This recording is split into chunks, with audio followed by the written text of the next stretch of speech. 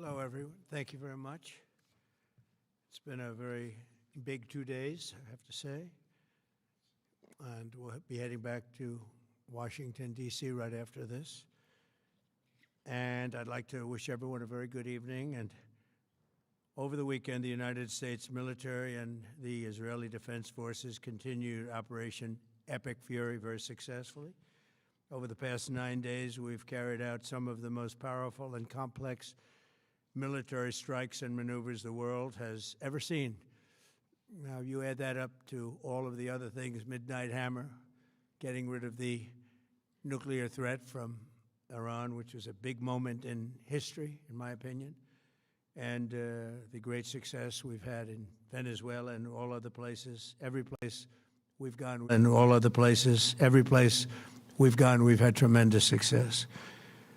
But while we're doing all of these things, we're achieving major strides toward completing our military objective.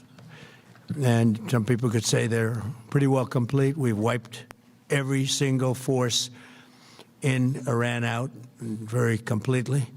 Most of Iran's naval power has been sunk. It's on the bottom of the sea. It's almost 50 ships. I was just notified it's 51 ships. I didn't know they had that many. Didn't last very long. And these are fighting vessels.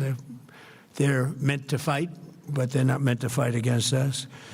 We continue to target Iran's drone and missile capabilities. Their drones are way down. Their drone manufacturing's been hit starting today. We know all of the places they manufacture the drones, and they're being hit one after another. Their missile capability is down to about 10%, maybe less. We're also hitting where they make missiles and where they deliver missiles. We've struck over 5,000 targets to date, some of them very major targets, and we've left some of the most important targets for later in case we need to do it.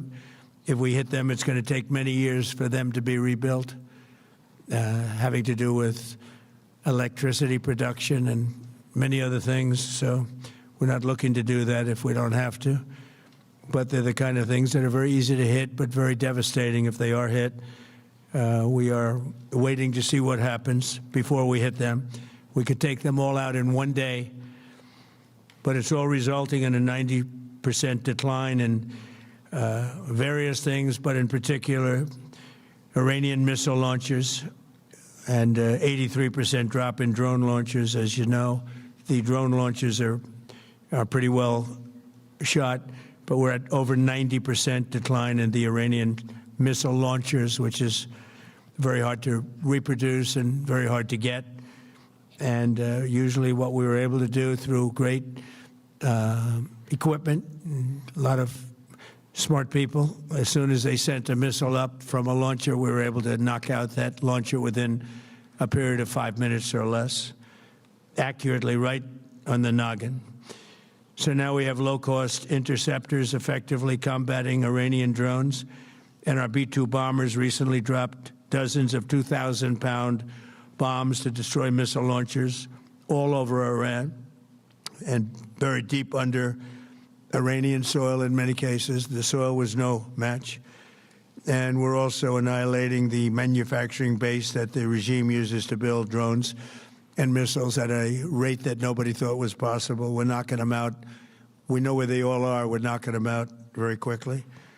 We're ahead of our initial timeline by a lot.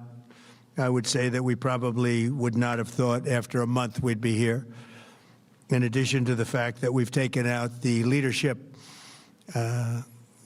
twice and maybe 3 times. And we, as you know, we want to be involved. We don't want another president that maybe wouldn't be willing to do what I'm willing to do for the good of the world, for the good of our nation, to be stuck with the situation in 5 years or 10 years from now. So we think they should put a president in, or the head of the country in, that's going to be able to do something peacefully for a change. They've been doing this for 47 years, killing people for 47 years, whether it's the barracks or even the SS Cole where they were involved. Very strongly, they always denied it.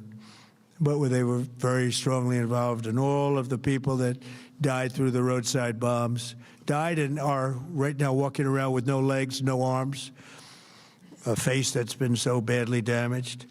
The Iranian regime has been attacking Americans and spreading terror for 47 years, and despite these countless opportunities to renounce their nuclear ambitions, which they had just a short while ago, they told Mr. Witkoff, who is standing right over here, they said, they actually said, we want to keep building. Essentially, in a real nutshell, we want to continue to build nuclear weapons. If we didn't knock out Midnight Hammer, if we didn't knock out their Iranian potential, if we didn't do that with Midnight Hammer, they would have had a nuclear weapon. They would have used it long before now.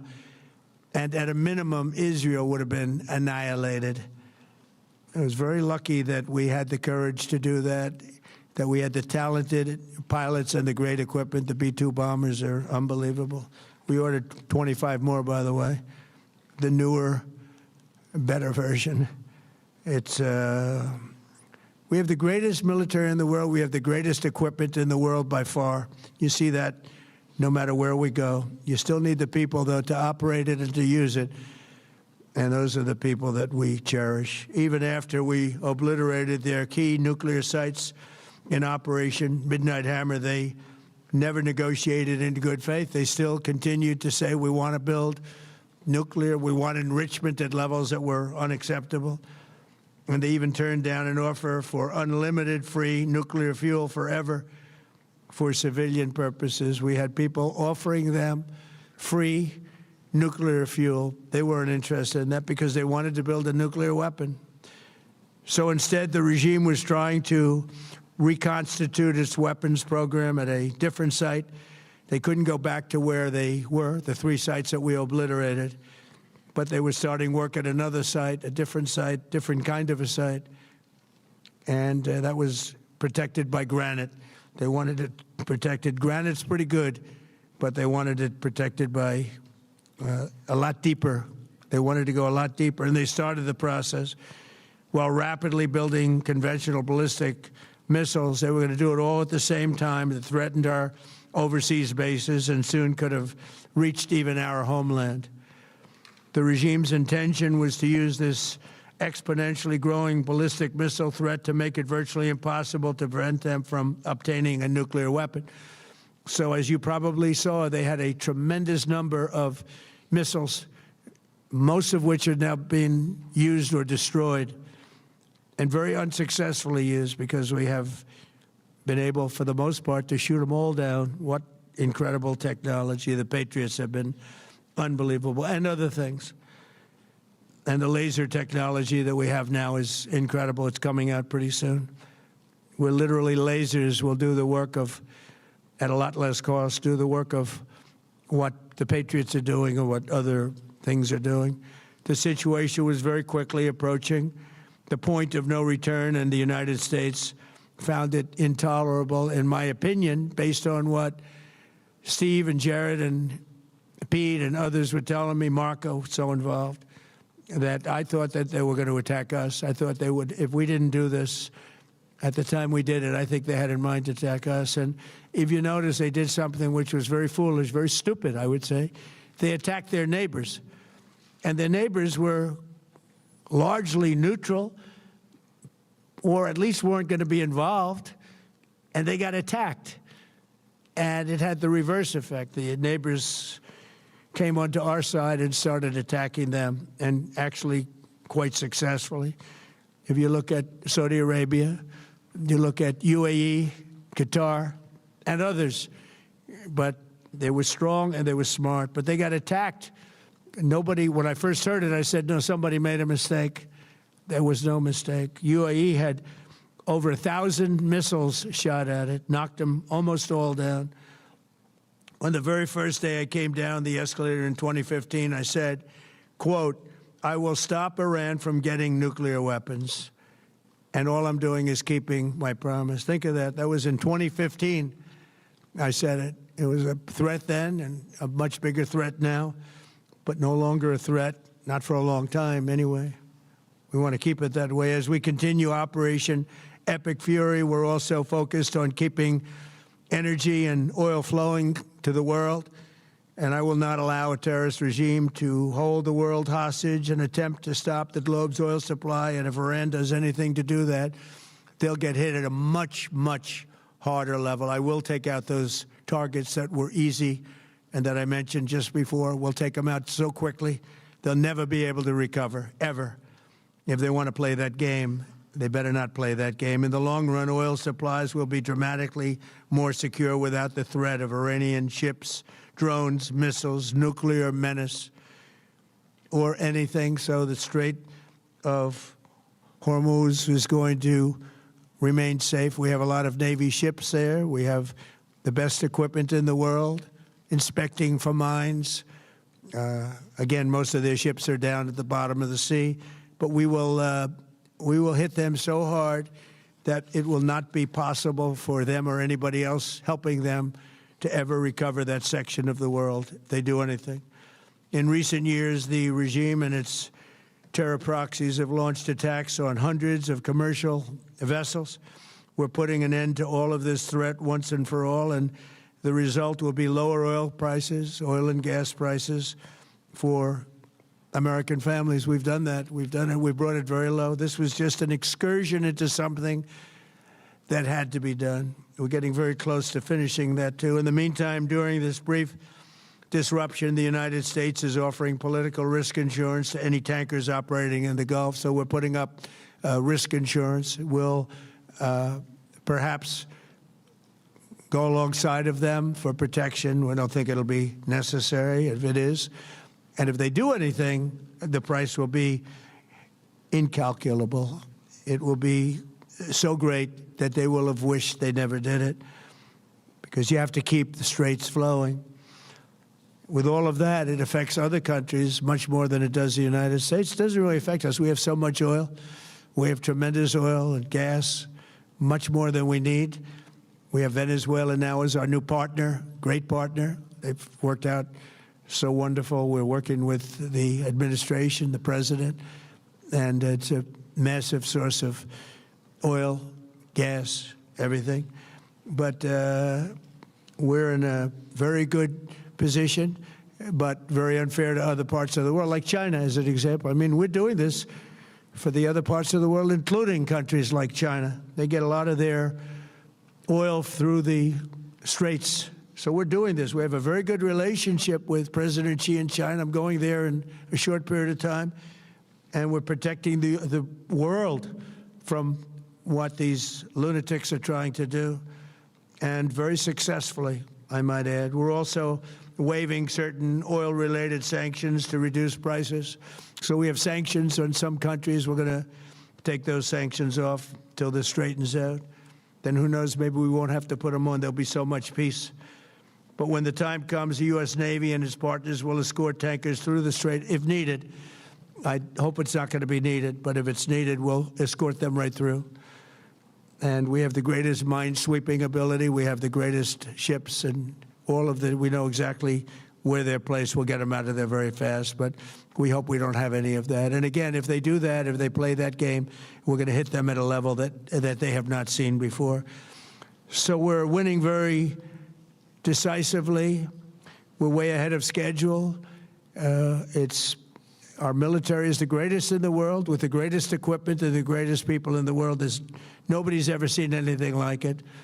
Iran's a very powerful country. They were going to take over the Middle East. If we did not hit them, they were going to take over the Middle East. They had thousands and thousands since their last hit. They had thousands and thousands of missiles and everything else. Most are now destroyed. But they were going to take over the Middle East. Those weapons were aimed at Middle Eastern countries that had nothing to do with this. They were going to take over the Middle East, and they were going to try and destroy Israel. So we stopped it with good timing, and we're very proud to be involved in this, and it's going to be ended soon. And if it starts up again, they'll be hit even harder. Thank you very much for being here. Go ahead. Any questions? Thank you so much. Go ahead. Do you approve of Iran's new supreme leader? And secondly, can you tell us more about your call with Russian President Vladimir Putin today? Yes. What did you discuss? Yes, I had a very good call with President Putin. We had a lot of people on the line from our side, from his side. We were talking about Ukraine, which is just a never-ending fight. And look, there's tremendous hatred between President Putin and President Zelensky. They can't seem to get it together. But I think it was a positive call on that subject. And we obviously talked then about the Middle East. And he wants to be helpful. I said, you could be more helpful by getting the Ukraine-Russia war over with. That would be more helpful. But we had a very good talk, and he wants to be very constructive. Yeah, please. Yeah, please.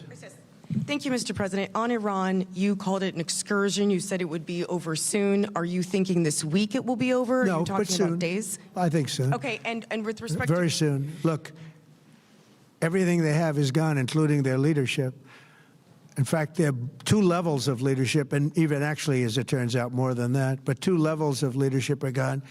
Most people have never even heard about the leaders that they're talking about. So it's obviously been very, very powerful, very effective. With respect to Cuba, you said that Cuba wants to make a deal. Yes. What would the United States get in return for that, and why should Americans trust Marco Rubio to negotiate it? Well, Marco Rubio is doing a great job. I think he's going to go down as the greatest Secretary of State in history.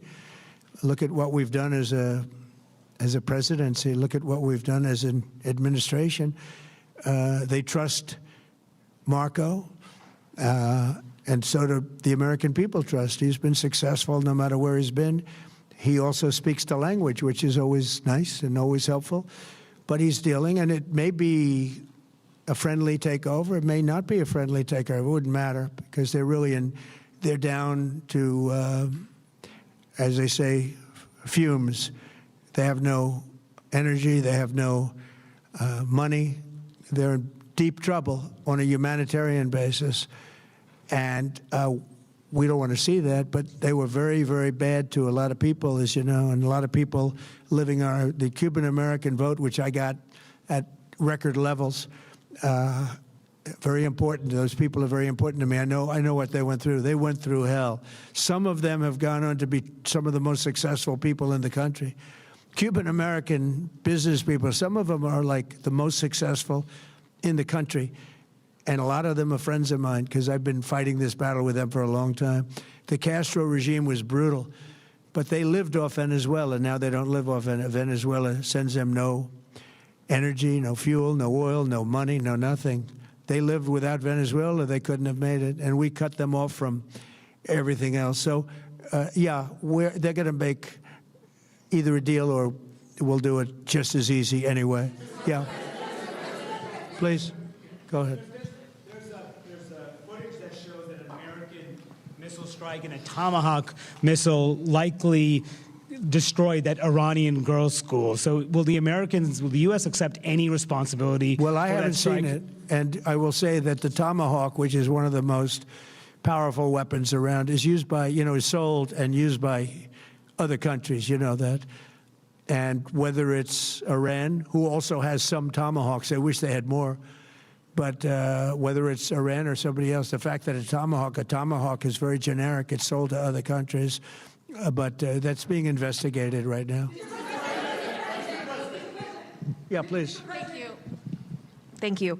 Mr. President, you've said the war is, quote, very complete, but your defense secretary says this is just the beginning. So which is it, and how long should Americans be prepared Well, I think for you could this war say to it last both. for? It's the beginning of building a new country, but they have no Navy, they have no Air Force, they have no anti-aircraft equipment. It's all been blown up. They have no radar, they have no telecommunications, and they have no leadership. It's all gone.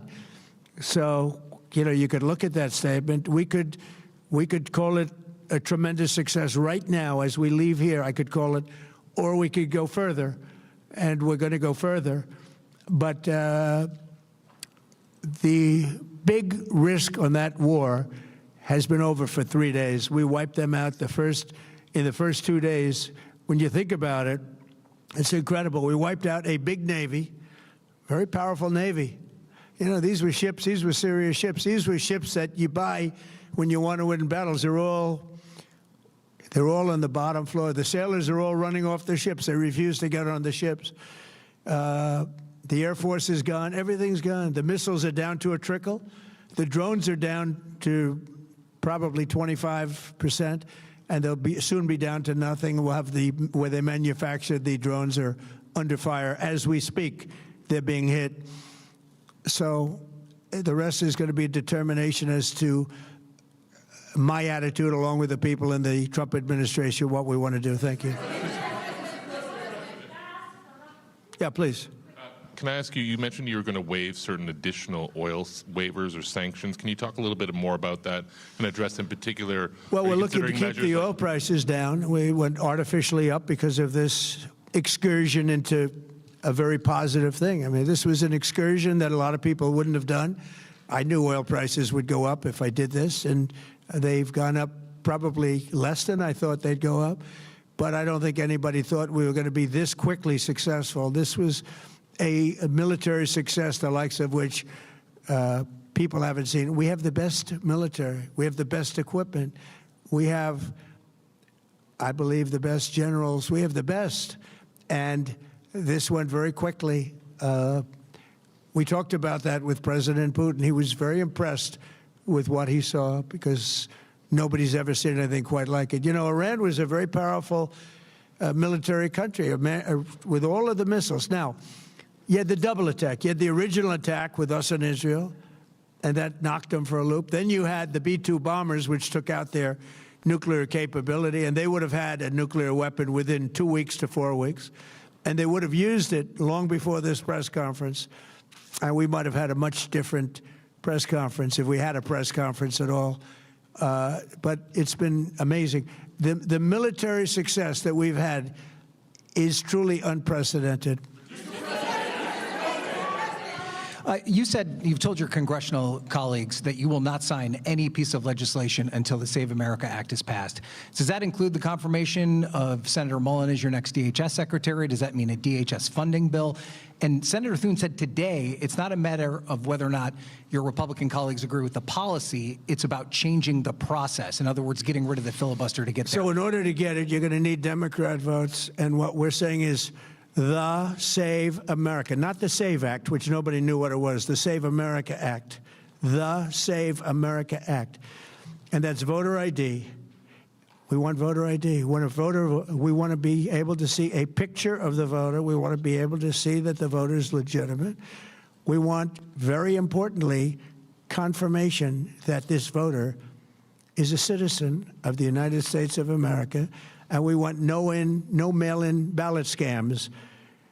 So we have exceptions for the military, for sick, for disabled, and for people that are away, business trips or whatever.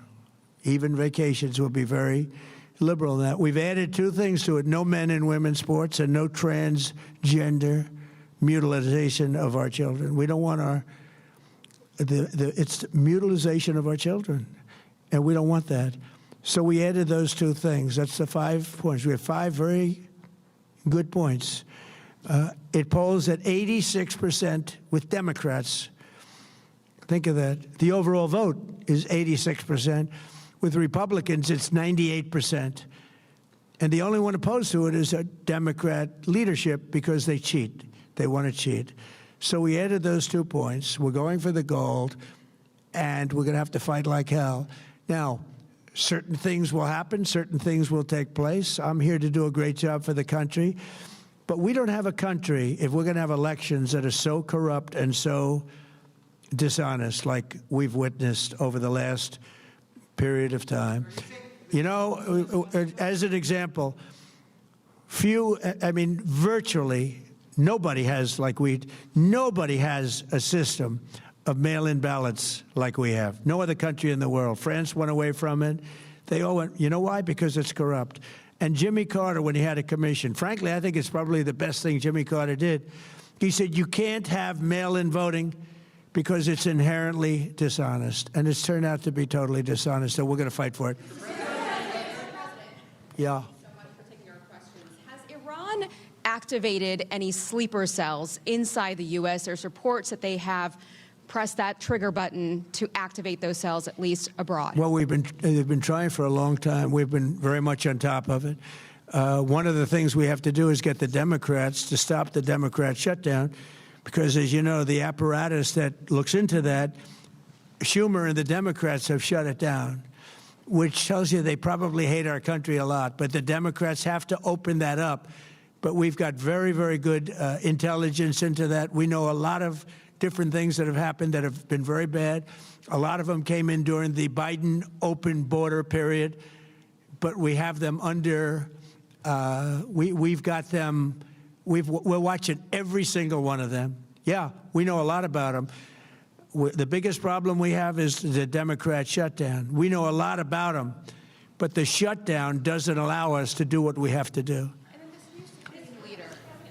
Have to take him out? Does he have a target on his back? We've just been listening to President Trump there at a news conference in Doral, Florida, updating the news media about what's happening right now with the war in Iran, saying at one point it should be over very soon, but not giving a timeline and not saying it would end this week. The president also saying that Iran, they had to strike Iran because Iran was getting ready to strike the U.S., and though U.S. intelligence agencies have said, it's been reported here on NBC News, that was not what they had found before this war had started. The president saying he had to act and act decisively, saying now that 50 ships of the Iranian Navy have been sunk, 90% of their missile launchers have been taken out, and 83% of their drone launchers. I want to bring in Monica Alba now. Monica, no real big news, at least new headlines coming out of this news conference right now. The president not willing to give a timeline on Iran, but seeming to sort of signal that the end, at least with what he was talking about, is near.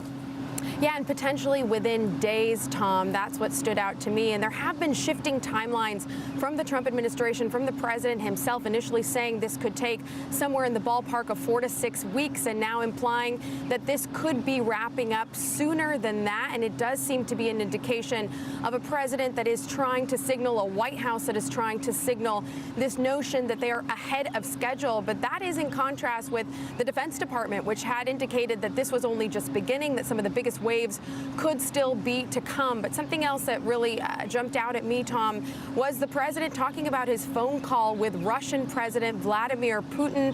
He didn't mention whether they discussed this fact that Russia has provided some intelligence to Iran about the whereabouts of some U.S. forces. Instead, the president praising President Putin, saying that he believes it was a very good call, very constructive call, and that he wants to work together on other areas as well. Tom. Monica Alba for us, the president also providing more statements, if you will, about the ships that they would protect in the Strait of Hormuz, and that if Iran attacked any of those tankers, they would attack even harder with Iran. We're going to have much more on this on Nightly News tonight, but it's going to conclude this NBC News special report for right now. We'll have much more coming up on the broadcast and, of course, on NBCNews.com and NBC News Now. I'm Tom Yamas. We thank you so much for watching. But you're the only person in your government saying this. Even your defense secretary wouldn't say that when he was asked, standing over your shoulder on your plane on Saturday. Why are you the only person saying this? Because I just don't know enough about it. I think it's something that I was told is under investigation, but tomahawks are used by others, as you know. Numerous other nations have tomahawks. They buy them from us. But I will certainly, whatever the report shows, I'm willing to live with that report. Yeah, please. You said earlier that we've already won in many ways, but we haven't won enough. What do you consider enough? What's your baseline? Where they're not going to be starting the following day to develop a nuclear weapon. Where they'll look at that man and some other people from the administration and say, all right, we're not going to do it. They were not willing to say that. And when Steve called up and he said that to me, I said, well, here we go. Let's do it the hard way. But the hard way, I think, is probably the easy way. When basically I can see that they will no longer have any capacity whatsoever for a very long period of time of developing weaponry that could be used against the United States, Israel, or any of our allies. We have great allies in the Middle East, great countries that are allies. And they were staying out of it until they got hit. Someday they'll have to do a story. Why did he do that? Why did they do that? But they were going to hit them. If I didn't hit them first, they were going to hit our allies first. I believe, upon information and belief, but I believe that he was going to They were going to take over the Middle East. They were looking to take over the Middle East. Now, had Operation Midnight Hammer not taken place, that was definite, because they would have had a nuclear weapon within a matter of weeks. But that took place. That was a setback.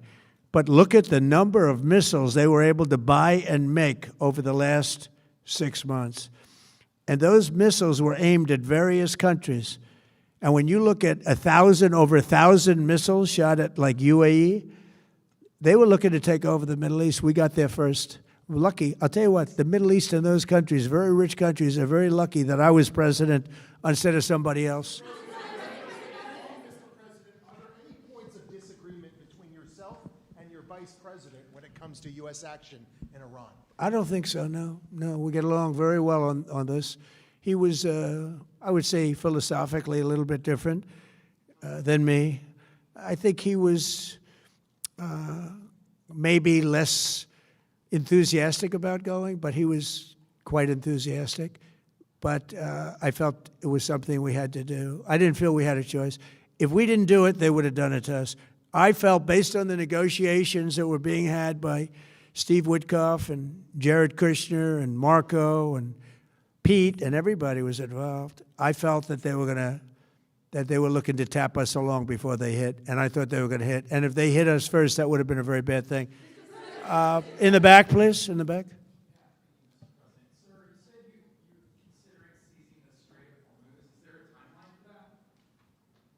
About the Strait, you mean? Yeah, well, I want to keep it open. I want to keep it good.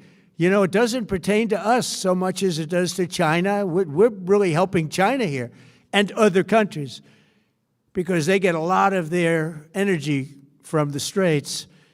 But, hey, look, we have a good relationship with China. It's my honor to do it. Yeah. You have called him an unacceptable choice. So does he have a target on his back? And how can you say I don't want to say whether or not he does, because that would be inappropriate. But, hey, look, I had a target on my back because, as you people wrote pretty well, they caught the assassin that was after me. So we just got them first. But they caught the assassin. They have him now in custody that was after me. So, you know, but people don't like to mention that, but they did catch him. And I'd like to congratulate our military, Secret Service, FBI, all of the people that worked on that, but they did. Yeah, please. Go ahead. No, go ahead, please. Thank you, Mr. President. You promised the Iranian people you would help them, but it sounds like you're willing to end this fight after your military objectives have wrapped up. Isn't that a betrayal of the people? Will I help them? I'd like to, if they can behave, but they've been very menacing. You know, they're great people. They have an amazing population. It's amazing, smart, brilliant, energetic. They have a great, I'd love to help them, but they have to be in a system that allows them to be helped. And right now they're in a system that only allows failure. And I don't want that. And I want a system that's not going to be attacking us. We want a system that can lead to many years of peace. And if we can't have that, we might as well get it over with right now. Yeah, please. President, as of today, there have been 8 U.S. military fatalities associated with the war in Iran. How many American deaths are you willing to have in this war? Well, as I said before, when you have conflicts like this, you always have death. And I was at Dover yesterday. I met the parents, and they were unbelievable people. They were unbelievable people, but they all had one thing in common. They said to me one thing, every single one: finish the job, sir. Please finish the job. And I'll leave you at that. Thank you very much, everybody. Thank you.